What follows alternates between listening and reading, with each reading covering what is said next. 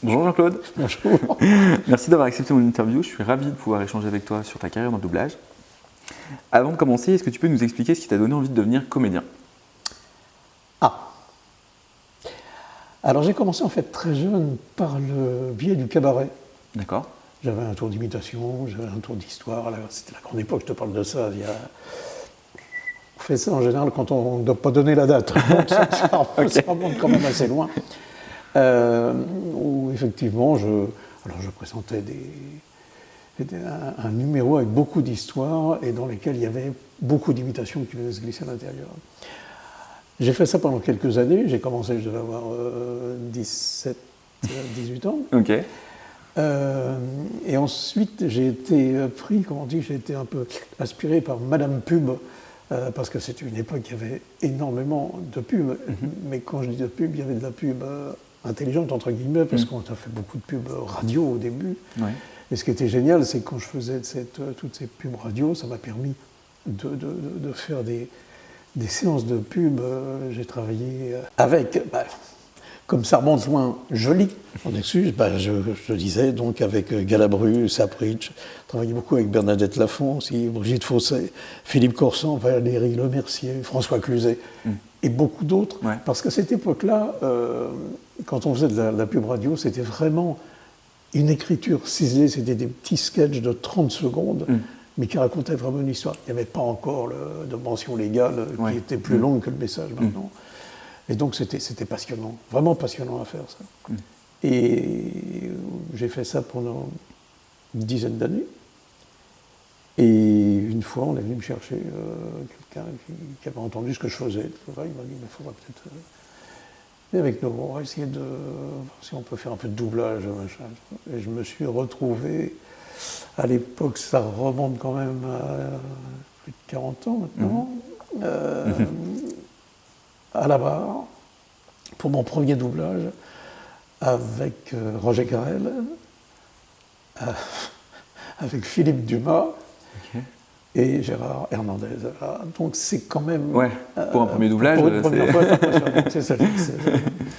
Et donc de ce jour-là, j'ai plus jamais arrêté. Et en fait, ça m'a tellement pris que je n'ai fait que ça. Ok. Depuis cette première fois, tu as prêté ta voix à un certain nombre de comédiens et de personnages. C'est par exemple le cas du personnage de Jerry, tu doubles à merveille dans la série Les Totally Spies. Exact. Il y a eu de nombreux enlèvements parmi les personnalités célèbres. La dernière cible des ravisseurs est un certain T-Bone. T-Bone ? Ce monsieur Bone était à la recherche de la paix intérieure dans une citerne d'herbo-hydroméditation, quand quelqu'un a tenté de l'enlever. Heureusement, il est parvenu à s'enfuir. Mais nous devons trouver pourquoi tant de célébrités ont soudain été victimes de rapt. Est-ce que tu te souviens de ta rencontre avec ce personnage? Alors, pour ce personnage, ça a été particulier. Il y a eu un casting, puisque je me souviens, là, c'était Nathalie Rimbaud qui à l'époque, avait été prise pour diriger cette série. On a fait un casting, et plusieurs, et on s'est retrouvés à la fin, un dernier casting où j'étais avec Philippe Catoire. On était tous les deux à faire le casting. J'ai été choisi, tant mieux. Et pour ce personnage, quand je l'ai vu, j'ai pensé tout de suite à Jacques François. Ce côté très snob, ce côté extrêmement snob, très anglais. Et j'ai un peu travaillé sur la voix de François pour écouter. Okay. En fait, voilà, je suis parti là-dessus. Ok, c'est ça qui t'a inspiré le personnage de Jerry, du coup.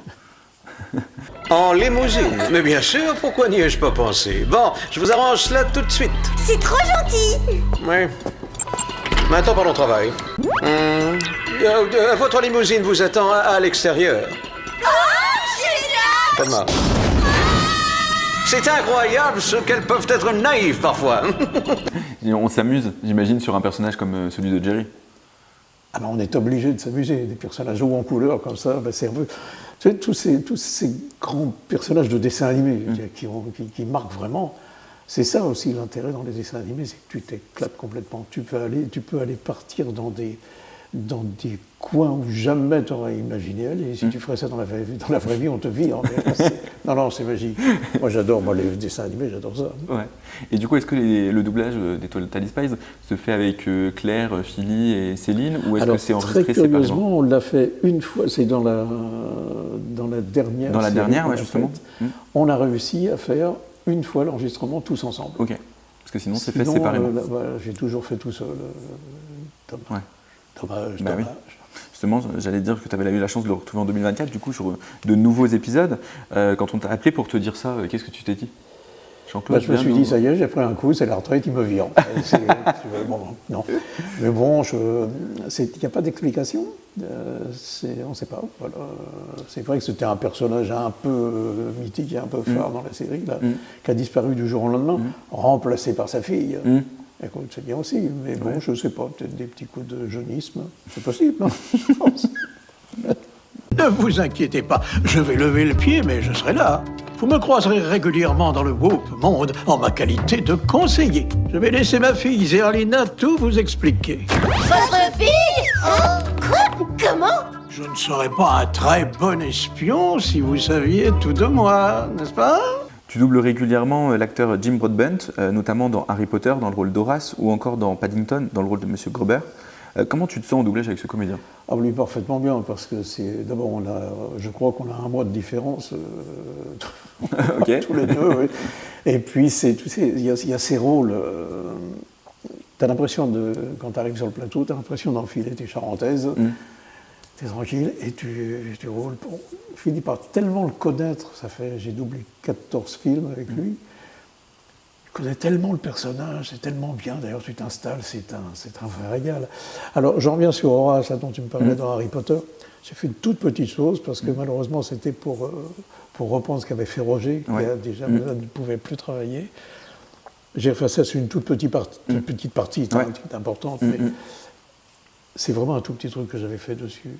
Chaque matin, il arrive à 11 heures précises pour notre plus grand bien. Comme ce train dans lequel j'ai voyagé il y a quelques années. Vraiment? Oui. Tu sais, il y avait beaucoup de problèmes dans mon pays. Alors mes parents ont préféré me faire traverser l'Europe. Tu as aussi doublé l'acteur Paul Sorvino dans la série Godfather of Harlem, dans le rôle de Frank Costello. Est-ce que tu peux nous parler de ce doublage, de ce personnage? Alors c'est très particulier, ça c'était Jean-Philippe Puy-Martin qui dirigeait ça. Et je me suis retrouvé avec Sorvino, que j'avais déjà doublé 2 fois, je n'ai plus les titres en tête. Ouais. Mais là c'était un mafieux italien, donc on s'est un petit peu heurté à des problèmes d'accent sur le nom des familles. Ah oui. Parce que c'est très genre, parce qu'avec l'accent tonique et tout. Quand tu as des noms comme ça, mais quand tu avais la famille ci contre la famille ça, avec la famille ça, voilà, ça. Et là, c'était un peu... Non, on a réussi à faire ça très bien. Hein, mais c'est vrai que ça ramait un peu au niveau des noms italiens. Ouais. Chine a le droit de protéger son territoire. Écoute, plus tu vas lui chercher des poux, plus tu vas lui donner d'arguments pour convaincre les familles que tu es un élément gênant. Chine veut me faire la peau. Et la protection des familles n'y changera rien. Tu as tué Zambrano? Dans Star Wars, épisode 7, 8, 9 et Rogue One, tu prêtes ta voix au personnage de C3PO. Est-ce que tu t'es calé sur la voix originale ou est-ce que tu as eu une petite liberté pour ce personnage? Alors là, c'est aussi particulier. C'est tout ce que j'appelle mon héritage Roger Carrel, parce que j'ai travaillé avec Roger pendant plus de 30 ans. On a commencé d'ailleurs, c'était sur Winnie. Attrape, Porcinet! Je l'attrape, Winnie. Oh, j'espère que ça va fonctionner. Oh, c'est évident, Porcinet. Le poil long va suivre la trace de tous les objets qu'il aime, qui le guideront au pique-nique et qui n'est en fait qu'un piège que l'on a tendu. Et quand il sera dans le trou, eh bien, Jean-Christophe sera libéré. Oui, Porcinet, on retrouvera Jean-Christophe comme avant. Alors pour ces 3 PO, c'était particulier parce que c'était un peu mon héritage, Roger Carrel. Parce que j'ai eu la chance de travailler pendant 30 ans avec lui. Et on a commencé sérieusement les choses. Et c'est sur Winnie l'ourson, on a fait d'autres séries avant. C'était des séries de dessins animés qu'on faisait ensemble. Mais là, sur Winnie,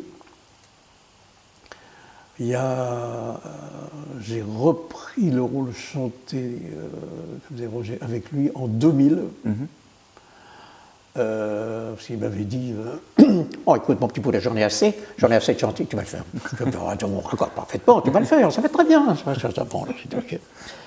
J'ai fait les chansons avec lui, et puis après, je n'ai plus la date à laquelle j'ai repris le rôle 2011, parlé je aussi. crois. 2011. En 2012, en 2012, j'ai repris aussi le rôle parlé. Et pour ces 3 PO, puisqu'on va revenir à la question initiale, en fait, comme il était très très proche de la voix originale, Roger, dans ces 3. Donc ce que j'ai fait, c'est me mettre un petit peu à cheval entre les deux, mais c'est surtout être le plus près possible de ce que faisait Roger, parce que c'est toujours terrible dans des situations comme ça, quand du jour au lendemain tu changes au niveau du doublage à un personnage, tu as quand même les passionnés qui sont derrière, qui écoutent. Il ne faut pas balancer n'importe quoi. C'est pour ça que j'ai été le plus proche possible au début. Et puis, petit à petit, je me suis réapproprié, ce qui n'est pas très loin de ce qu'il faisait. Bébé 8, tu perds ton temps. Je doute fort qu'R2 ait le reste de la carte dans ses données sauvegardées. J'ai bien peur que non. R2D2 est en mode veille depuis que Maître Luc s'en est allé. Je crains qu'il ne redevienne plus jamais lui-même. Dans les films Le Hobbit, tu doubles l'acteur Ken Stott dans le rôle de Balin. Comment s'est passé ton doublage sur ces films? Alors ça aussi c'est amusant parce que Balin, toujours pareil, on a fait un casting et c'était Barbara Tissier qui dirigeait cette série et on fait le casting, j'ai été choisi dessus, j'étais content dans le tout et le premier jour du doublage, le premier doublage qu'on fait, on me dit attention, il y a une chose qu'on ne savait pas, c'est qu'il roule les R. Et là, on s'aperçoit sur l'arythmo qu'il y avait quand même beaucoup de R. C'est-à-dire, déjà, j'étais descendu et en plus, on se retrouvait avec tous ces R. Et soudain, ça se bousculait tellement au niveau des R, on serait cru au fin fond de la Garonne, ça roulait de partout. Ils en ont retiré quelques-uns. Pas énormément, mais je me souviens, on a retiré quelques heures sur les phrases. Excusez-moi, mais vous êtes de Laqueville, si je ne me trompe pas. Le bateau que vous avez là, il ne serait pas alloué par hasard. Ces bottes ne sont pas de première jeunesse, et ce manteau non plus. Ah, vous avez sans doute des bouches affamées à nourrir. Combien de loupiaux? Il y a trop de verre, il y a un moment, ça se bouscule. Quand il y en a trop, tu ne peux plus. Là. Surtout déjà, il fallait déjà aller chercher cette voix un peu de gorge. Et ça lui, le fait qu'il y ait trop de R d'un seul coup, ça se bousculait et ça ne fonctionnait pas bien. Quoi. Ouais. Ok. Et puis j'ai découvert que tu doubles le personnage de Prof dans le dessin animé Blanche-Neige et les 7 nains dans le redoublage de 2001. C'est la version qui est distribuée aujourd'hui en DVD et sur Disney+. Quand on fait un redoublage, est-ce qu'on arrive à se détacher de ce qui avait été fait avant nous? Alors ça c'est aussi tous ces grands redoublages qu'il y a eu. Donc j'ai fait Prof dans Blanche-Neige, j'ai fait Mickey Rooney dans Peter et Elliot le Dragon, c'est le grand-père. Et ce qu'il y a, moi, je me suis toujours efforcé là-dedans à justement ne pas moderniser les choses. J'ai essayé de travailler sur ce qui avait été fait avant. C'est-à-dire que le doublage qui avait été fait avant, celui que j'ai fait, ça devait être celui de 61. Vous êtes mémoire, puisqu'en fait, le film est de 37. En 61, il avait été obligé, j'ai essayé de retravailler plus tôt sur la voix qui avait été faite en 61. C'est comme d'ailleurs dans Peter et Elliot. C'était Maurice Baquet dans Peter et Elliot, le dragon, qui faisait le grand-père. Et j'ai retravaillé sur ce qu'il avait fait lui. Parce que je trouve dommage des films, des monuments comme ça, qui sont un peu dans la mémoire collective, comme ça, d'un seul coup, les doubler, comme on pourrait doubler un film aujourd'hui, ça ne fonctionne pas du tout, ça ne va pas. Donc je préfère me rester dans l'esprit de l'époque. D'accord. Et est-ce qu'on sait justement pourquoi on fait de redoublage comme ça Je pense qu'il y a des histoires de son déjà, parce qu'à l'époque, on était peut-être pas en mono, on était peut-être en stéréo, mais après on est passé à des 5, 6.1, 6 choses. Donc je pense que c'est pour une qualité de son. Et d'ailleurs même, parce que c'est tellement, quand ça refait, la qualité est tellement bonne, de temps en temps ils ressalissent un peu derrière. C'est trop bon par rapport à l'image, du coup. Et puis toujours chez Disney, tu doubles dans mon Disney préféré, Toy Story. Tu doubles dans le 2, le Martien et le Nettoyeur, plus la voix publicitaire. Est-ce que c'est cool de doubler des jouets? Les jouets, c'est une petite merveille à faire. Des visiteurs venus d'ailleurs. Oh non. Le sceptre magique.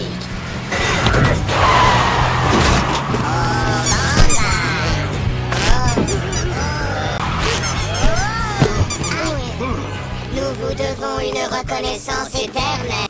Et je veux justement, on revient à Winnie. Winnie, je fais beaucoup de petites peluches de Winnie qui parlent. Et puis j'avais eu l'occasion de faire ça il y a très longtemps, puisque j'ai été pendant 2 années de suite la voix française dans les jouets Fisher-Price. Ah, ok. Mais c'était l'époque où il n'y avait pas encore d'Internet. Donc à cette époque, il faut savoir que dans les jouets Fisher-Price, les haut-parleurs, c'est des petits trucs qui sont comme ça. Donc en fait, lorsque tu enregistrais normalement, tu disais, je ne sais pas, un personnage disait « Ma voiture est rouge ». Tu écoutais, ça faisait... C'est pas ça, c'est mal, ça grésillait. Ça Et Fisher-Price avait inventé ils avaient une salle spéciale avec un ordinateur que lorsque tu enregistrais chez eux, la restitution dans les petits haut-parleurs, c'était parfait. Sauf qu'il fallait l'enregistrer chez eux, parce qu'il n'y avait pas d'Internet. Et je suis parti 2 ans de suite aux États-Unis. Génial. C'est quand même magique. Chez Fisher-Price. Et Fisher-Price, ils étaient à East Aurora.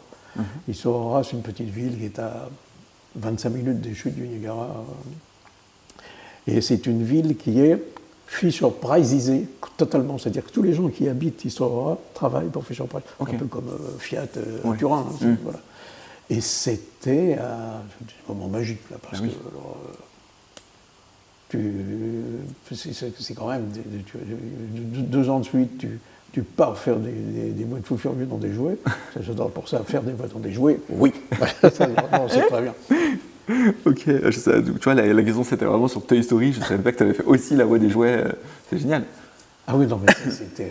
Alors Toy, c'était très marrant, sauf que je me souviens, on avait fait 2 enregistrements, parce que lorsque j'avais fait le cleaner, je lui avais donné un accent un peu allemand, ça n'a pas été apprécié du tout. On a refait un doublage sans accent. On m'a demandé de bien vouloir retirer ça. Le spécimen est-il prêt pour l'opération?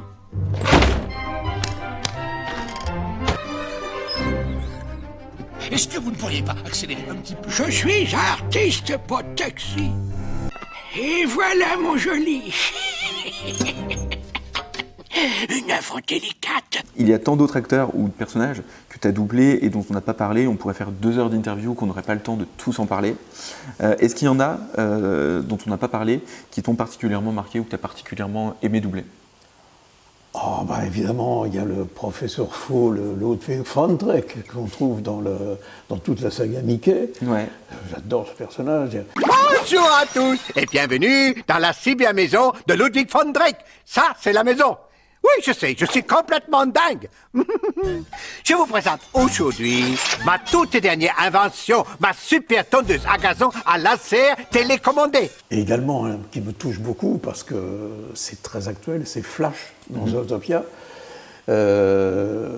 Génial paresseux.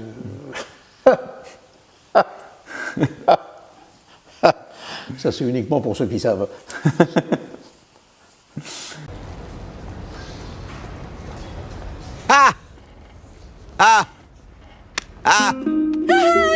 Très amusant, très amusant. Est-ce qu'on pourrait se concentrer sur la... Non. Et c'est là. Quel mot qualifie... Une chamelle à 3 bosses. Enceinte, ok, super. Denver, le dernier dinosaure. Évidemment, c'est vrai, je fais aussi partie des derniers dinosaures. Et puis, évidemment, Maestro. Maestro, il était une fois, qui a été mis dans toutes les mémoires par Roger. Regardez bien, mes amis. Avec cette terre que nous vous apportons, nous pourrons peindre la figure de nos braves morts à la chasse, de nos compagnes, de nos chefs. Nous pourrons faire des dessins sur les murs, les peaux, les tissus. Très intéressant. Et puis, le Muppet Show, je faisais Fuzzy, Gonzo, le professeur Beck-Benzen, Al Beck-Benzen, Waldeck, bref, petite chose boule, petite boule, la façon toute verte. Il parlait extrêmement aussi, parfaitement avec un accent comme ça qu'on lui avait mis. Et puis, le cuisinier suédois, voilà, sur ce, bon appétit. Bonsoir, merci, à bientôt. Génial. Ça doit être dur quand tu as sur un même dessin animé et tout, plusieurs personnages. Ah oui. À y garder l'identité de chaque personnage et à chaque fois te remettre dedans. Alors au début, j'avais fait un peu ce que faisait Roger à l'époque. Il avait des codes couleurs. Il savait que le rouge, c'était telle voix dans sa tête. D'accord. Le bleu, Okay. machin, tout ça. Et puis, mais souvent, alors quand il y a une série comme ça, on fait enregistrer, depuis le premier épisode, on fait enregistrer les voix. Et si on a, par exemple, un épisode enregistré qu'un mois après, entre les deux, on fait quand même pas mal d'autres choses. Bah oui. Petite restitution du son, je peux envoyer ça pour se mettre tout de suite dans l'oreille, là ça va très vite. Ouais. Mais comme je te dis, comme des personnages comme Picsou ou Flagada, et très souvent parlent ensemble. Donc quand Flagada, qui était pilote de l'avion, faisait « Oh, monsieur Picsou, je suis en train de survoler, et vous êtes où, monsieur Picsou ?»« Non, je suis là, je suis en » Alors c'était drôle de faire les deux comme ça. Ça, c'était magique. C'est incroyable de faire ça en une fraction de seconde comme ça. Ah oui, puisque bien, là, il y en a deux, mais quelquefois, il y en a beaucoup plus. Tant qu'on n'a pas d'overlap. C'est la flamme du passeur d'âme. C'est lui qui éclaire la vallée des morts. Mais comment tu veux que je le sache? Tu nous dis jamais rien. Tu n'as pas besoin de savoir, moi je le sais, d'accord? D'accord. Mais alors à quoi elle ressemble cette lampe? C'est une vieille lampe à huile en bronze un peu abîmée avec un motif sur le couvercle. Eh ben, écoute, merci beaucoup Jean-Claude de m'avoir accordé cette petite interview qui retrace une toute petite partie de tout ce que tu as fait. Que nous dirait Jerry pour terminer cette interview? Écoutez, mon cher Johan, ça va être extrêmement simple. Je ne fais plus partie du groupe pour l'instant, c'est ma fille qui s'en occupe, mais je lui ai demandé une dérogation, de façon peut-être te prendre comme spy. Tu seras peut-être le nouveau spy avec les filles, on ne sait jamais. Il faut quand même des mecs aussi là-dedans, il faut quand même en amener un peu, parce que moi ils m'ont viré. Bon, question, la retraite, c'est large sans doute. Et je te dirais encore, merci beaucoup, merci pour tout, bienvenue au groupe, donc, puisque je t'y invite.